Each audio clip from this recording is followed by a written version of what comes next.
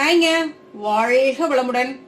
அருட்தந்தை வேதாத்திரி மகரிஷி சொல்லக்கூடிய கவலைக்கான 2 மனநிலைகள், திறமையின்மை, அச்சம். இவை இரண்டும் கவலைகளை பெருக்கும் மனநிலைகள் அப்படிங்கிறாருங்க. மனதின் விழிப்பு நிலை பிறழ்ந்த மயக்க நிலையும், இயற்கையின் ஒழுங்கமைப்பை அறியாததும், எளிதில் தீர்வு காணத்தக்க கூர்மை அறிவை வளர்க்கும் சிந்தனை பயிற்சி இன்மையும் திறமையின்மையாகும். தவறான செயல்களின் விளைவை கண்டோ அல்லது தனது வாழ்வின் போக்கில் ஊறு விளைவிக்கும் என்று கற்பனை செய்து கொண்டோ துணிவிழந்து வருந்துதல் தான் அச்சமாகும் அப்படிங்கிறாரு. அடுத்து, கவலையால் உடல் உள்ள நலன்கள் கெடுகின்றன. ஏன்? வாழ்வே துன்பமாகவும் தோல்வியாகவும் அமைந்து விடுகிறது. இதனை மனிதன் ஒழித்தே ஆக வேண்டும். கவலையை ஒழிக்க வேண்டுமெனில் இயற்கையின் ஒழுங்கமைப்பை அறிய வேண்டும், சிந்திக்கும் திறனை பெருக்கிக் கொள்ள வேண்டும், தன்னம்பிக்கை வேண்டும், முயற்சிக்க வேண்டும், துணிவு வேண்டும்.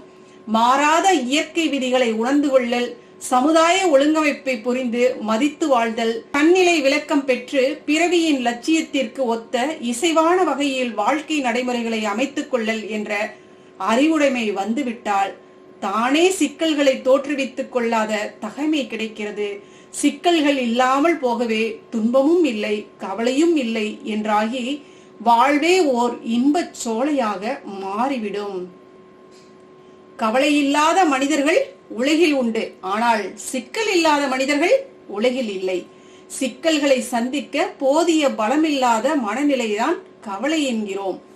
ஒழுக்கம், கடமை, ஈகை என்னும் அறநெறி காத்து வாழும் ஒரு தேர்ந்த மனவள கலைஞனுக்கு, குண்டலினி யோகிக்கு எவ்விதத்தும் கவலை வர வாய்ப்பே இல்லை. அத்தகைய அறிவுடைமையை நாம் பெற்றே ஆக வேண்டும். முறுக்கேறிய பஞ்சு நூலாகி வலுவடைவது போல சிந்தனையாலும் உழைப்பாலும் பண்பட்ட உடலும் உள்ளமும் துன்பங்களை தாங்க வல்லமையுடையவை ஆகிறது. கரு வளர வளர கருப்பையும் அகன்று தேவைக்கேற்ப விரிவடைகிறது. இதுபோல அறிவு வளர வளர அது செயல்புரிய ஏற்ற வாய்ப்பும் வசதிகளும் பெருகிக் கொண்டே இருக்கும். கவலை என்பது உள்ளத்தின் கொடிய நோயாம். கணக்கு தவறாய் என்ன மாற்றலாம். கவலை என்பதே வாழ்வில் சிக்கல் கண்டு கலங்கி மனம் திகைப்படியும் நிலைமையாகும். கவலை உடல் நலம் உள்ள நலன் கெடுக்கும். கண் முதலாய் பொறி 5 வளம் கெடுக்கும். கவலையினை முயற்சி சிந்தனை இவற்றால் கடமையினை தேர்ந்தாற்றி வெற்றி கொள்வோம்.